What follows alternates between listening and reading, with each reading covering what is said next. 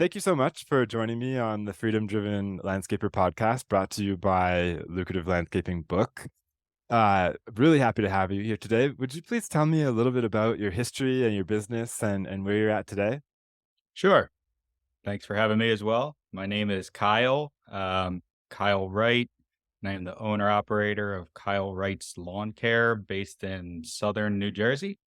Um, what we do is we're a sort of a high-end residential maintenance company, most specifically. And I've been in business, I think this is year 14.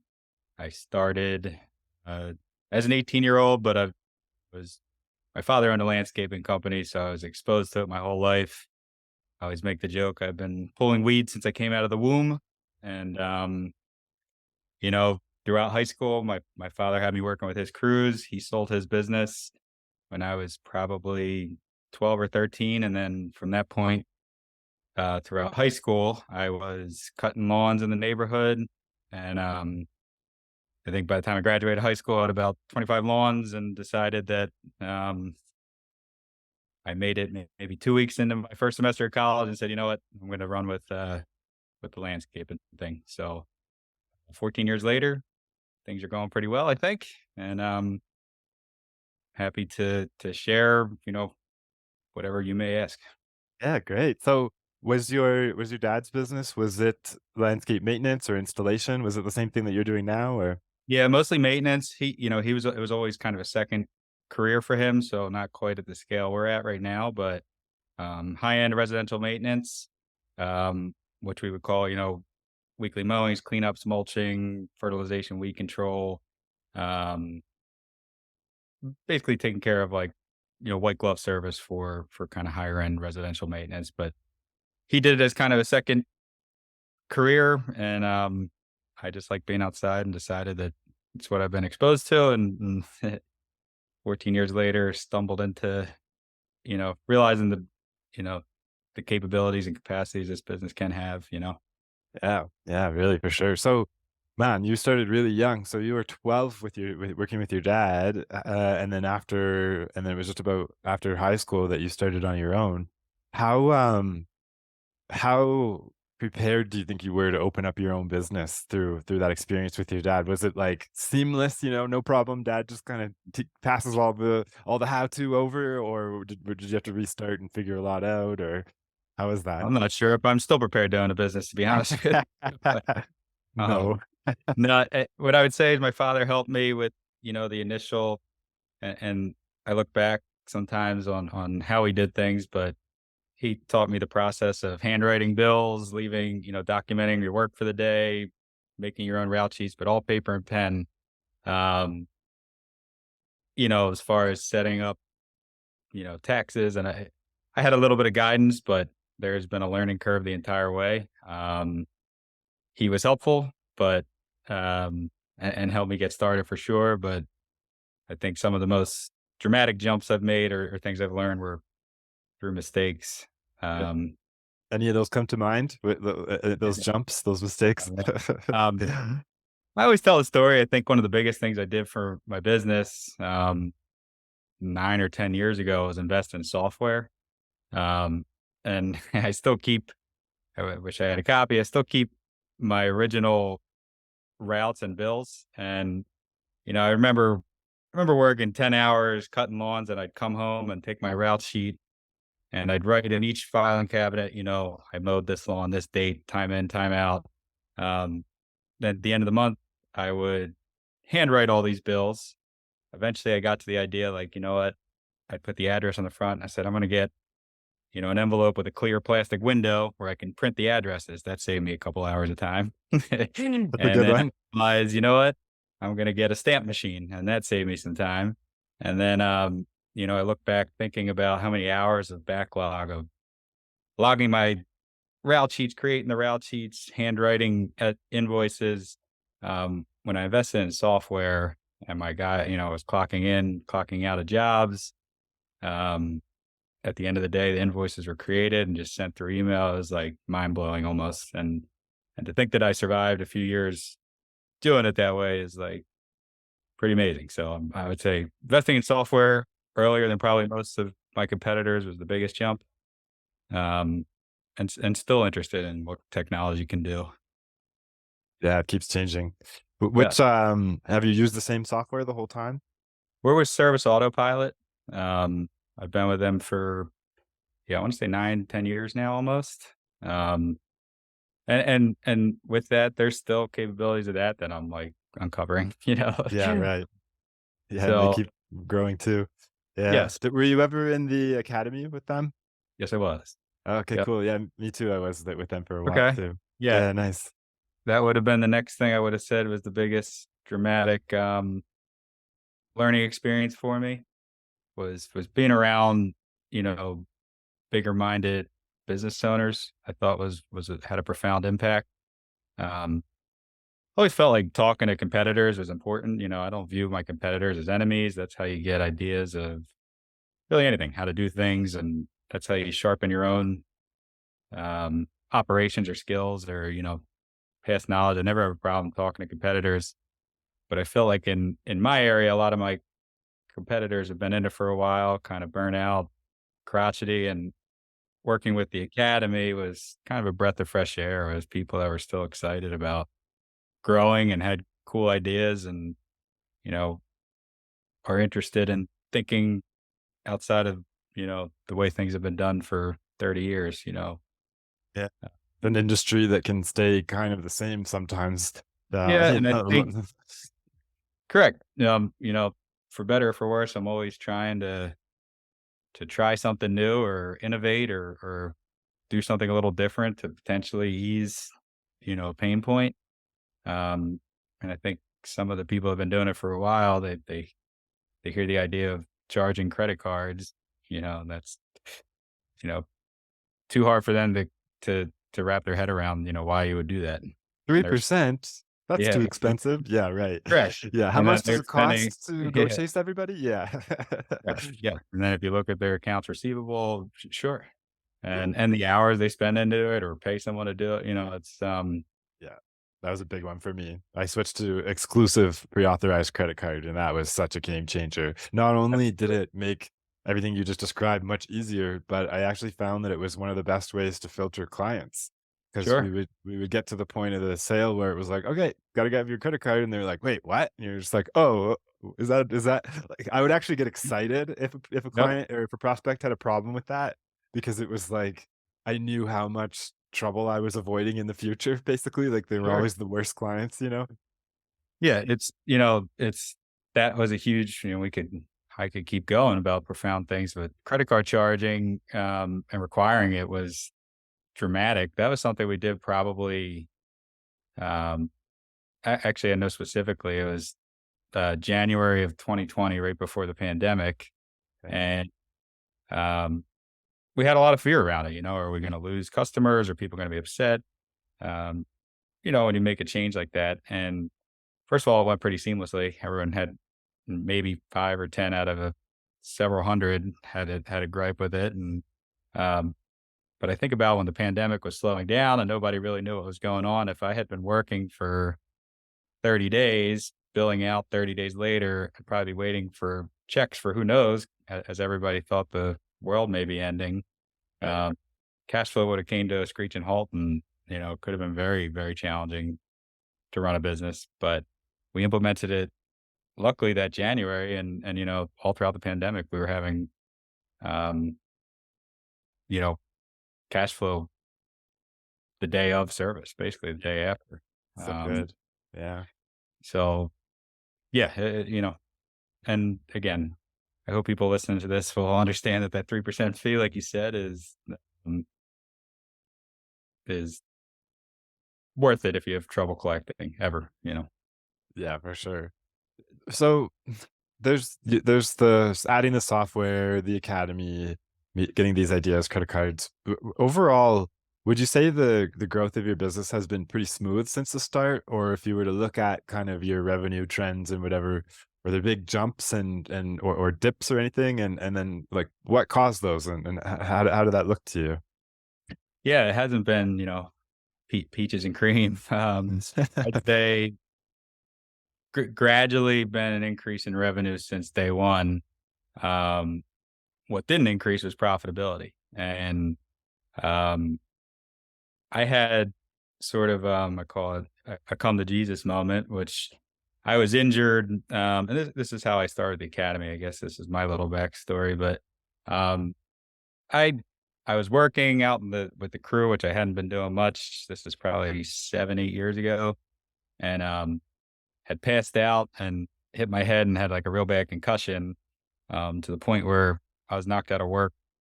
Couldn't step in the sunlight. I had to wear sunglasses indoors. I had this terrible migraine, um, for almost the better part of like 2.5, 3 months. Like I was completely knocked out of work. And at that point in time, I was doing everything. I was estimating, scheduling, billing. I was the office manager, field manager.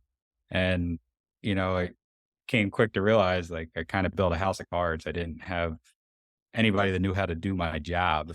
Um, so the only thing I could do is really invest in, podcasts, education. That's when I signed up for the academy and I started absorbing a lot of this. Meanwhile, trying to offload and train a few managers, just, can we steady this ship as I'm not working? Um, but I haven't really looked back since that point from a management standpoint. I've decided to be committed to having field managers, office managers, staff. And um, if at the same time, I kind of realized I was working all these hours and, I look at my financials and it was, wow, the company's grown, but I wasn't making any money. And that was when it was just all in on relearning, you know, what needed to be learned. Basically, the first half of my career was just going through the motions. I was good at the labor end of things. I was good at probably selling work.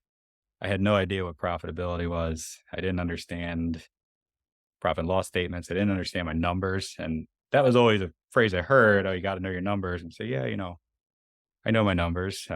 I bill out X amount a day. I want this for a lawn, but I didn't know my numbers. And now, through academy and kind of having to force my way out of the day to day, I had time to think, get my head out of the sand and realize, from a higher level looking down what was going on. And um, I was running myself around like crazy and spinning my tires. I wasn't making money.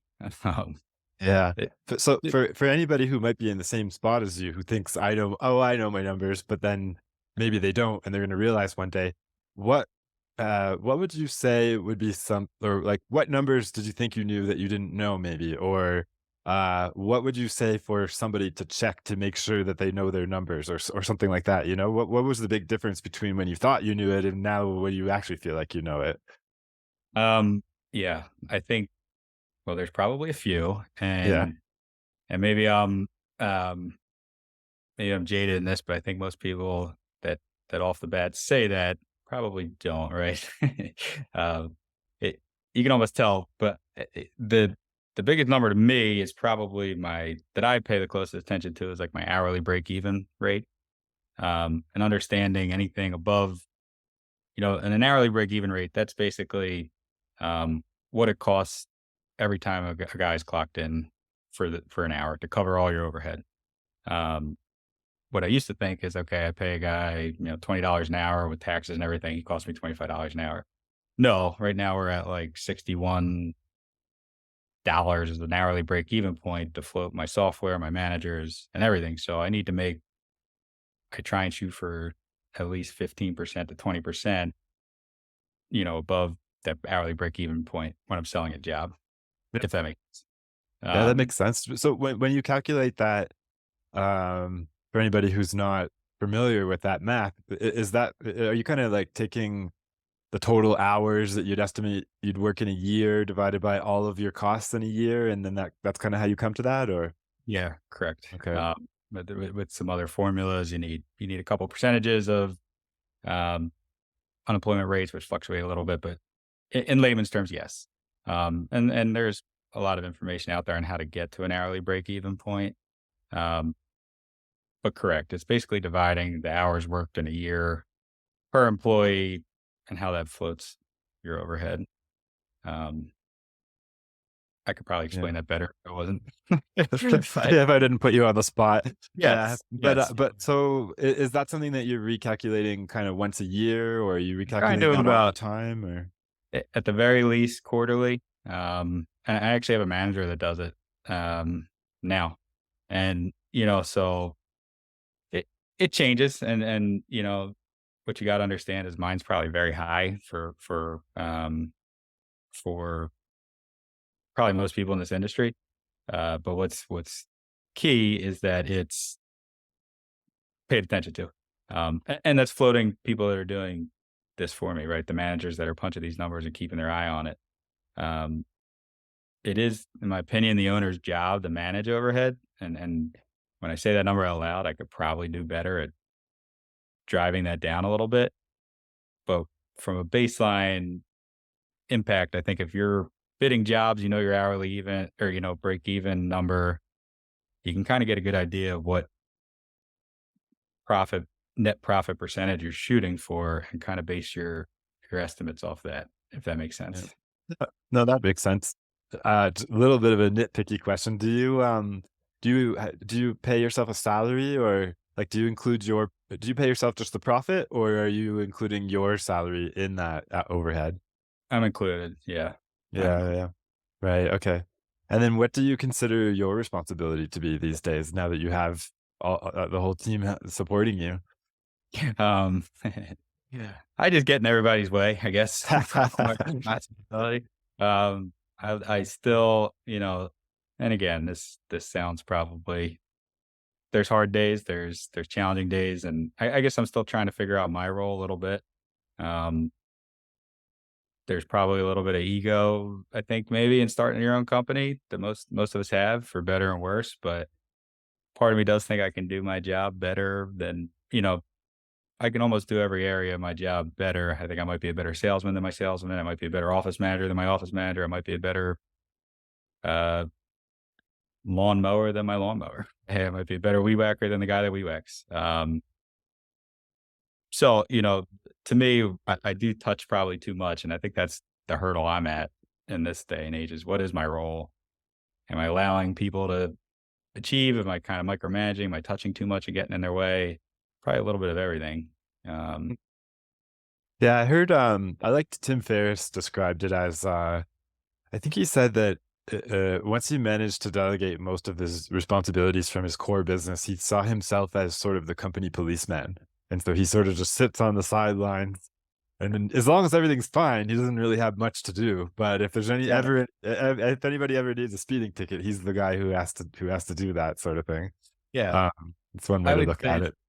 that is well said. I'm probably more, uh, probably not quite at that level. I would love to be.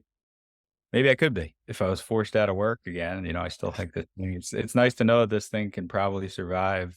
You know, me potentially missing 3 months unexpectedly again. That's a Um, good spot to be.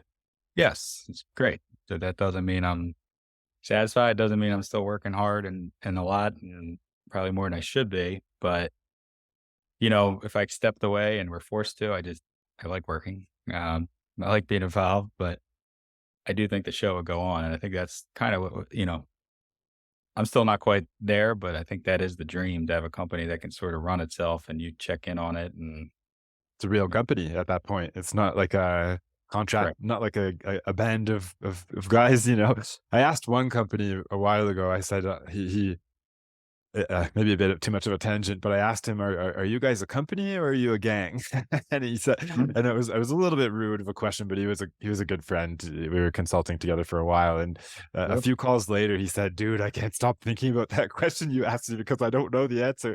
Like I got Yep. because they didn't have processes. They didn't have. It was just a bunch of buddies sort of working together. There was two guys that were sort of the owners, other guys that were kind of franchisees, kind of managers, but they didn't have any central process. They if the owner, the one guy who I was working with, he was the co-owner, but more or less the CEO. His partner was sort of more of a operations manager, not really interested in actually running the company.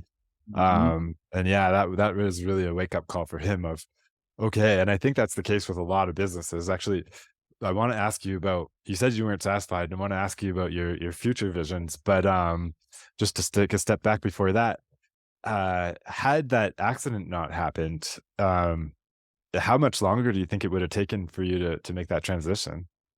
Until the next time I get hurt is what I say. Okay. I think it I think it's one of the biggest profound impacts on my business positively, although it was like pretty crazy experience. No, I don't know. I wouldn't have found the time to even, I'm sure the financials were right in my lap daily, but they didn't have time to look at them. Didn't Yeah, have time to pay attention to them. Just y- yeah, it's I think it forcing you out of the business, or me out of the business, I should say, was what is eventually made that my goal, right? My goal is to try and be sort of outside of the business looking down on it because, and I'm not good at it. Trust me, it's still not there, but um, that's when I think you can make meaningful impact. And, I see some of my competitors that are still out there, mowing lawns, getting behind the wheel of a truck and, great. But, essentially that's prohibiting any growth where, as many days as you put in doing that is almost as many days you're going to continue to have to do that, right? If you're behind a truck for 100 days a year, you're probably added 100 extra days to yeah, doing it. Hmm. yeah. Well, you're very humble when you say that you're not good at it because Yeah. most of the industry, I would say, well, easily I can say statistically, most of the industry is never able to get to the position that you've managed to get to, which is why I'm really excited to be speaking with you today. Um, in terms of that situation that you described that's hard to get out of, it's crazy how often that happens. That it requires almost an accident for the business owner to get out of that spot. It's like I hear that story all the time in this industry. I try to describe it to people that I'm working with coaching, to think about it as if almost like they're caught in an avalanche and they're stuck in the snow, and that's the same as all their time being taken up is being locked up in the snow. And then the way to get out of it is well, I'm not an avalanche expert, but like from what I understand from a little bit of reading, there's sort of like this idea where you can kind of first you want to make a little bit of space around your face so you can breathe, and that's sometimes they'll say even that's just by putting hot air or by spitting, just to like get any Yeah. space at all. And then eventually you can breathe and then you can start to try to wiggle and then you can get your way out of it. But it's really tough. Like if you were going to give advice to your past self from having had this experience, and I mean, I don't think you would tell yourself to go get hit by a car or something like that to get out of it. What would your advice be to somebody who is locked into that world where they have no time? Because that's what everybody says, no time. Like how do I free myself from this situation, this corner that I've backed myself into when I have nothing to work with? Like, do you have any ideas that will come to your mind as to what you would say to somebody trying to accomplish what you've done without winding up in the hospital? Mhm. Um, Interesting question because I still say I don't have enough time to do things that I probably should be doing. So I'm not sure you ever grow out of that. Quite frankly, like completely right. I don't, I think some people are better at it than others. What advice would I give to, rephrase your question one more time? I'm sorry. For somebody who has it's like, there's this kind of some people call it like chucking a truck sort of thing where it's Yeah. like, I just got so much going on that I can't get Spinning, to the next level. I can't like I don't have spinning time to concept, hire right? anybody because I'm too busy mowing lawns. You know what I mean? Or like, how do Spinning you tires. yeah, how do you get out of that? Maybe one idea could be just take a step back, just say, okay, fire the 20% least profitable clients, take a hit on the revenue and then just force it, just like make a stand basically. But that's tough if you don't have any savings. So maybe you need to save a little bit. Maybe you need to improve profits and then that can help you get to there. But like any ideas along those lines? Here's what I would say. I think it takes being humbled a little bit to realize that you might not be having it all going on for yourself, and probably 8 years ago when I wasn't doing well, you probably I bet you I would have told, or, you might have got the impression I was, and I might have thought I was. Honestly, I might have lied to myself, my own self-conscious. And maybe that's a little bit of like an ego thing. I think it all boils down to knowing your numbers first, and hopefully you have, um, hopefully you understand profitability, like truly understand it. And for me, it was investing in education. Um, Even just putting a podcast like this on while you're doing the labor, I think could be profound. And um, education, I think, is the key, and education around the right thing, which is kind of learning your numbers. It's great to think about. Um, you see a lot in this industry about the equipment and all that. I mean, it's great if you can back equipment purchases up with the numbers, right? Um, I think it takes profitability, which gives you freedom to invest in a coach, to invest in training, to invest in further education. But if you're not profitable from day one, it's hard to hire anybody. It's hard to pay for help. It's hard to pay for, so um, I think it comes down to like what you do with your profit, right? You can plow it back into your business. You can plow it back into your own education. I think that's key. There's a lot out there on numbers and understanding it, and I've listened to all of them. The one I gravitated to is the simplest and quickest for me. It's just like, let me work with that. I'm sure others are probably more detailed and probably could be dialing things in more, but that was quick speed. I understand the concepts. Now I can kind of run with that. Um, Yeah. uh, In your profitability, would you say that is it more about cutting costs or more about increasing prices? It's a trick question, but what in your experience, if somebody uh, was if you had a if you had a if somebody absolutely needed to increase their profitability so that they could invest in more coaching and get to that, what would be the first sort of steps you think they would need to take? Sure, they can reverse engineer what they've done already, right? To look at their numbers, but that's probably going to tell them that you're not very profitable. Probably it's going to say your costs are too high and your prices are too low, right? So what do you do? I think increased prices. It's easy to say. That's probably marketed, but for, changes from market to market. I might be blessed in the market that I'm working in, um, that I have a little more flexibility. But what I do know is what needs to be, you know, taking a little more pride in my opinion, in this industry is if you call people back and you're responsive, we have somebody pick up the phones live. Our Google reviews are good because we pay, which increases my break even number. We pay people to answer the phone. We pay people to return emails. We pay, and I hear all the time, like, oh, the guy, my other guy never got back to me. I never got a bill, which I've heard before. That's crazy. um, but you should have pride in the fact if you're providing good customer service, why not? Why wouldn't you want to be the highest end of the spectrum in your market? Um, if you're not happy with the quality of your service and you think you're poor, your team's not performing, then you might have to reverse engineer maybe the operations side of things. Think a little more about cutting costs. But to me, that's what I think customers want the most is customer service, not so much cheapest price. So if you can provide good customer service and make that your focal point, you know, prices should increase, profitability should increase. Um, but I think, and I'm residential maintenance, so it might be different for some, but my customers just kind of want to know when they give a call, or somebody's answering and somebody's taking care of their problems.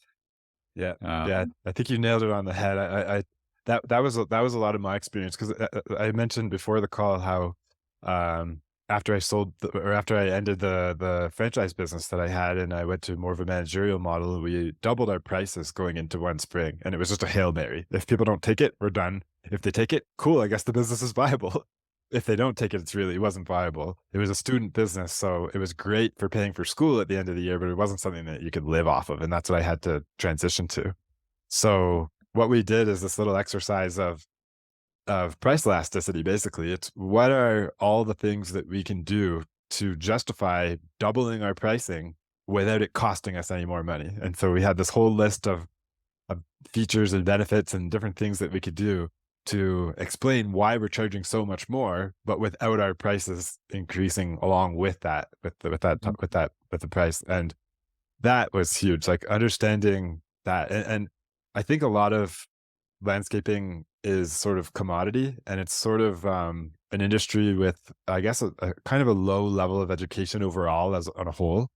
And I think Yeah. because of that, it's like a whole bunch of people copying each other on sort of commodity strategy, which is like Yep. mow, blow, and go, and that's what you get. You know, the Could ones that are winning are the ones who figure out all that extra stuff that you can add to get that extra 20% that people are still happy to pay without the more costs, and then you have the margins, and you get on that upward spiral. Yeah, makes could sense. could not agree more with everything you said. Yeah, could it It's such a personal thing, right? It's not, you're not just buying potatoes or like a commodity or oil or something, you know, you're buying somebody in your backyard all the time, especially for residential, you know? So like Yep. who's going to be in my backyard all the time? And when you think, as far as I'm aware, the main decision maker for these services are women typically who manage the household. Interesting. Right? So now you're dealing with like that's what people are paying for. They're a lot of people think that they're buying a green lawn, and it's true they are, or they're Mhm. buying a well-cut lawn or whatever. I think more what they're considering when they're making the purchase though, because like anybody can cut the lawn. Like I understand that there's very big differences in the quality of how well it's cut, and that is important. But when they're thinking of buying it, they're not thinking like, well, the first thing is they're not looking for the best service ever. What they're really looking for is what is the best service that they have available to them, right? And so when they're comparing, they're not saying, "Oh, there's a company in another town that can do a better job." That doesn't matter. All it is what is the best out of what I have for me. And and I think a lot of what they're sort of subconsciously thinking is like, what is it going to be like working with this company? Which is very different than how well is the lawn going to be cut? Because you can have a beautiful lawn that's cut by a jerk that is just not going to fly, you know? Like if they're letting the dogs out of the backyard, if they're not calling back, it doesn't matter how Yep. good the lawn is, it's the experience of it. So same with landscape installation. It's like, sure, majority of the time is going to be spent on using the landscape installation if it's a patio or whatever. But I think what a lot of people are really thinking about is more the short term and the immediate. So it's like, sure, yeah, using it next year is going to be great. But when I'm buying it right now, I'm thinking about what's it going to be like having them in my backyard installing it, you know, or is it going to be a bunch of guys smoking pot, like, you know, covered in tattoos, freaking out the neighbor's kids, or is it gonna be, you know, clean cut, you know, the neighbors are gonna be impressed by the crew sitting out front, and what's Yep. wild is, like, how much people are willing to pay for those differences. You'd think it would just be the end result, but nah, it's the experience. Yeah, can I wanna piggyback on that because you said one of my most probably I tend to say things ad nauseum over and over again, so I think if anybody were to listen to this podcast that ever, heard me speak about my business, I'm probably just regurgitating the things I've been saying for a decade, but, um, what I always tell people is, and I say people, my employees especially, is, um, you know, I think anybody can cut their own lawn. Can we do it better? Probably. Can we make it look a little nicer? Yeah, I think so. We have the equipment to make it nicer, sure, but what we're really giving these people is their time back. They don't feel like cutting the lawn. They wanna spend time with their families. They wanna spend time maybe making money, just like we're talking about taking things off their plate. Maybe they're business owners that don't have time to cut the lawn. Um, so I think that's kind of what we're selling mostly. I mean, there's clearly flowers and green lawns. Yes, we are selling that, but I think it's the time. I do think people can plant flowers. I think people can cut their own lawns. Maybe some specialty service that doesn't count for it, but I always say we're in the business of giving people their time back. Yeah, and, you know, I would take it a step further too, because a lot of people who are, a lot of the people who are purchasing these services are already having another company do it. So they might not be saving time specifically there, Yeah. but I still think that you're right, because it's not just the time to do the job, it's the time to think about doing the job. It's the peace of Yep. mind. It's like, I gotta cut the lawn." Like, that's more painful than actually cutting the lawn, right? Which is just the same as, I gotta call that company because they missed a spot again," or, I gotta chase Mhm. them down and do that," which is just more time, right? I never got So my bill. yeah, well, I don't know if they're chasing that one, but It is tough. I hear it though, which is crazy, but yeah, it is crazy. Well, that's when I switched to credit card payments, it wasn't like I was bad at collections. I really expected my clients to pay me, so I didn't really take a lot of responsibility for chasing after people. I figured that was a given, like morally, mhm, But I think the amount of money that I let fall through the cracks through forgetting to bill people and stuff like that, because when I was on paper and then I used what was it called? Groundhog or I forget what Gopher something was like before Service Autopilot, and then I right, switched from them to Service Autopilot. This is like a long time ago, like 15 years maybe. So yeah, no, no, no, really cool. Okay, so I see our time is wrapping down here. So before we run out, I want to ask you, what are you working on now? And also I was curious a little to hear about your marketing strategy as well. So you said you weren't satisfied. I imagine you wanna grow. I imagine you wanna make more money. Who doesn't? You want to, make your company even stronger and more sustainable so that you can step back even more and bring even more smart people in to, mhm, do the thinking. mhm. Tell me a little bit about what you're working on today and how that stuff works. What I'm working on today is still trying to figure out, I think, company structure, which is where I think am I tweak a little too much with what I'm doing, and that's probably, um, for the worse, but I'm thinking, what's the next position that needs to be filled? Do I need somebody strictly in charge of quality control? Do I need somebody but I think my goal will be to start implementing more systems and processes that people can follow, so people that are currently doing things can level up, um, bigger responsibilities, and can we make the mundane routine tasks, you know, repeatable and then move on to something bigger? I think right now, probably what I'm thinking is how I can sharpen, my management team and maybe make a new role within the company that I haven't quite done yet. Pull someone out of the labor and I think that's probably qualified to be more of a manager. Um, so my managers can do something that I think is probably a more meaningful task. And then what would be the driver for that, that's sort of a solution. What is the solution to? Is that to allow you to grow more, or is that to what would that enable? Yeah, still interested in growth. What I would say is what I probably don't do well, and I don't think we talked about this, and I don't do much of or enough of is marketing. My marketing strategy is next to nothing. It's almost word of mouth.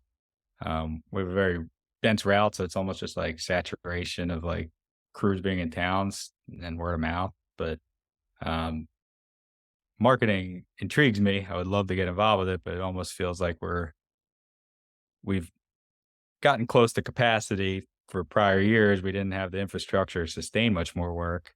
Um, Now I have a little bit of a stress that we might not have the work we need. So I need to like flip that switch and learn better marketing strategies quickly. Yeah. And But the I think good.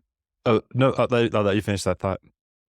And it intrigues me. I understand it. I study it, and I think I know what would work.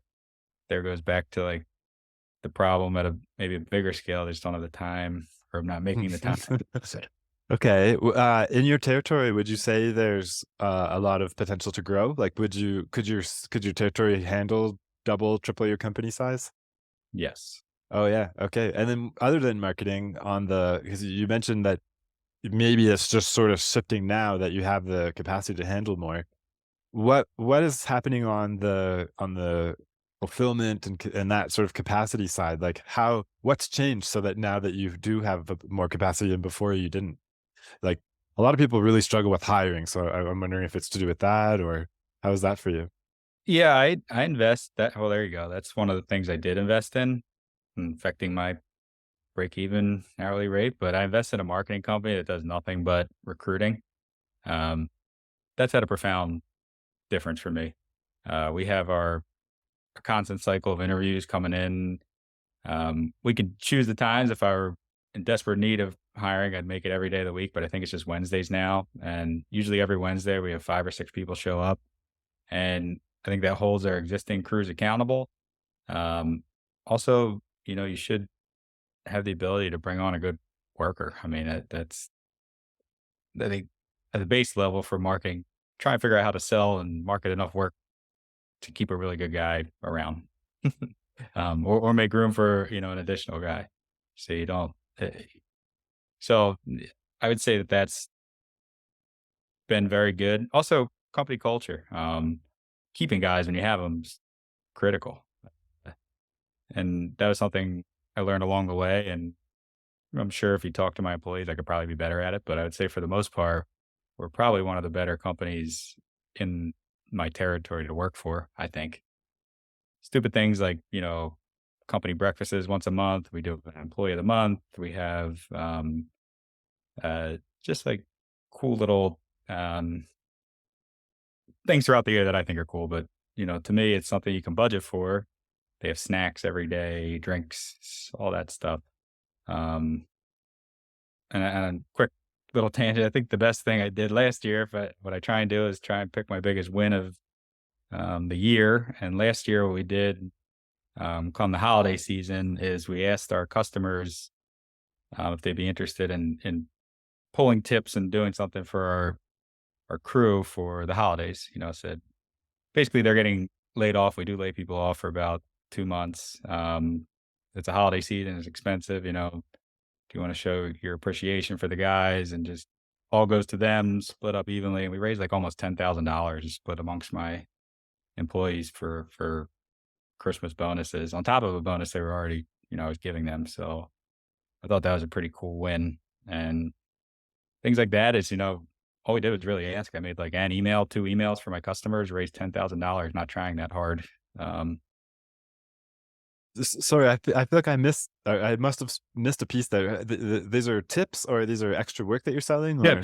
tips, Yeah, tips. okay, wow, 10K. If you don't mind me asking, out of about how many clients, did you ask? 350, 350 Wow, clients. We had a holy couple cow. clients. Yeah, we had a couple clients tip over $1,000, a few of them. Yeah, Whoa. unbelievable. I was amazed. We had to call them and to see if it was a mistake. We said, Add a 0 to this? Yeah. it Whoa, wasn't. that's So amazing. These clients really appreciate you. That's really cool to I hear. think that's That's what's cool is it's almost when you're in the day and day and you maybe don't necessarily talk to them every day, but that yeah. almost felt good to me. It's like, look, guys, that they do appreciate you being there and working hard. Yeah, You know? no kidding. Do you have, like a client satisfaction, surveying system going? You No? don't. Okay, I can kinda Yeah. tell because of your, how you were sort of surprised about how happy people were. Because I Yeah. set that up with a lot of clients because I find that actually that was a big way that we were able when I mentioned the price elasticity and doubling our prices and what could we do that would raise prices, what we did was we surveyed all the clients really carefully about what they liked and didn't like. But then what happened was we had them all telling us that they liked and didn't like different things. And so it was like, crap, like we can't do all of these because they conflict. So then what we did was we filtered by our top 20% most profitable clients and our bottom 20% least profitable clients. And we basically just looked at the responses from the most profitable clients, and whatever they said goes. We basically bend over backwards for the most profitable and kind of ignore, not exactly, within reason, help out the lesser profitable ones.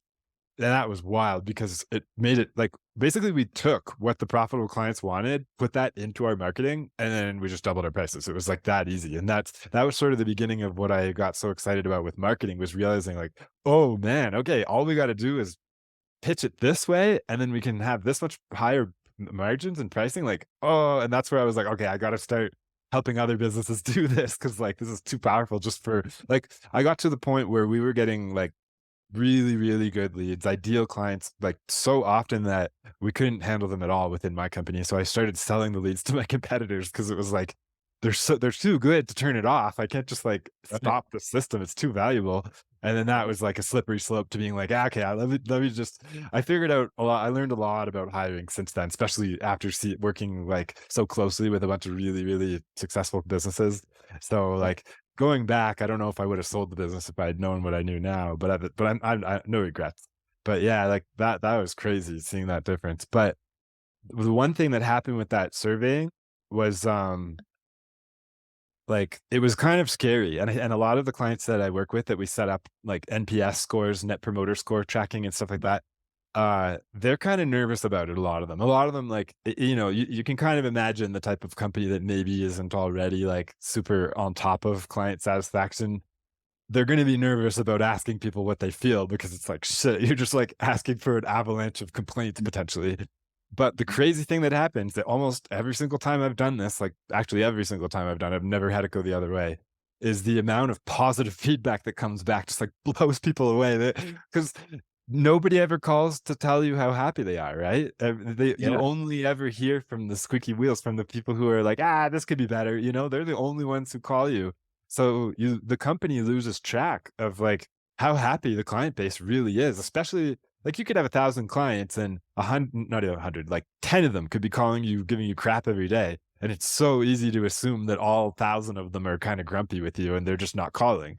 But after we started asking them, it was like, "Oh, crap, it's only, like, a small percentage of people that really think we should change things." Like, all of these people are so happy, they just have no reason to tell us until we actually ask. So, I always recommend people get some kind of a system like that going because, uh, the feedback of the people who aren't happy is worth its weight in gold as long as you know how to filter it. Um, Mhm.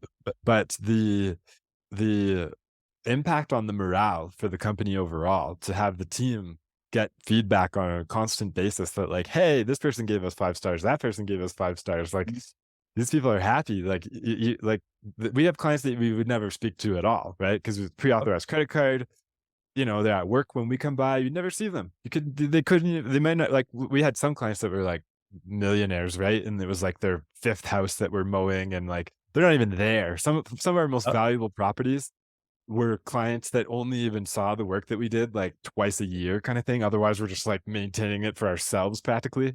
So, you know, it's easy to start being like, this is stupid. Why are we even doing this? Nobody appreciates it at all. But then when we started asking, it was like, oh, people really like this. So that was really cool. Yeah. Is Totally it's power that. We yeah. and we try and broadcast, internally our compliments when we get them, but Yeah. and the NPS scores or the Net Promoter Scores, that's all something at one point in my career, I was gung ho about making that my next initiative, and something else more important jumped in front of me, but, Always. uh, Always. I do believe. Yeah. Well, so thanks for your time today. I'll take a moment to speak to you after we're done the recording here, but was there any last notes that you'd like to finish off on here? So I know it's putting you on the spot a little bit, but anything that comes to mind that you'd like to say before we wrap it up here? Um, no, I guess, well, I say no, and then here we go. I would say, understand that this is a, challenging industry. Anytime you're service-based, you're dealing with a lot of personalities. Um, but don't lose sight of the fact that, this is something you can make money at, it's something you can set your family up for success with, but you also shouldn't sacrifice, every bit of, your free time to it. And if you are, I think you really got to dive in to why that is.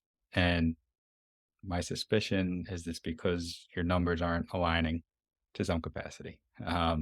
So I always say, I think the best thing my competitors do, or a young guy starts a business and asks me, hey, how did you do it? I say, listen, numbers, numbers, numbers. And I think it might go over their head, but I say, whatever you think you might be charging, charge 20% more. I promise. You can always go down. Um, and I think that's how we can all elevate each other a little bit, and then be a little more transparent about what there's nothing to hide, I think, in numbers. People boast about them. People hide behind them. People are afraid to talk about them. And to me, it's what we should be talking about in these kind of forums is how we can, how can we educate each other, and based around profitability is kind of my big takeaway. So I don't know if that was a good sound off, but learn your numbers, everybody. I think it'll make a profound difference. And, I think about like 7 or 8 years I wasted not knowing my numbers or just spinning tires. Um, Wish I had those 7 or 8 years back.